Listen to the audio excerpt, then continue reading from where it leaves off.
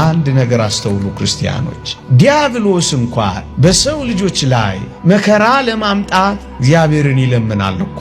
ለምኖ አስፈቅዶ በሰው ልጆች ላይ መከራ ማምጣት ከቻለ ያልወደቀው ቅዱስ ገብርኤል ለምኖ አስፈቅዶ ከመከራ ማዳን አይችልም ተብሎ ይታማል? እናንተ ፍረዱ።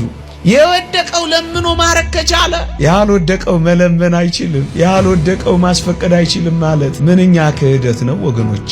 ጽኑ እውነት ይዘን እንለፍ።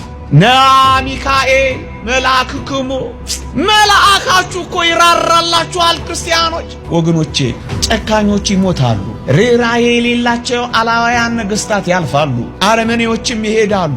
የማያልፈው የንጉሡ የእግዚአብሔር ዙፋን ብቻ ነው። ወገኖቼ ማልቀስ ጀምረን ይሆን በዚህ ዘመን? ከማልቀስ በቀር ምን ማምለጫ አለ? ወዮ ከማለት ሌላ ምን ፌሽታ አለ? አለቀሰ። ያን ጊዜ ይላል ከሱራፌል መላእክት አንዱ ሱራፊ እየበረረ ወደኔ መጣ አለ። እየበረረ ይምጣልንማ። በዚህ ዘመን እንባችንን እየበረረ መጥቶ ያብስ።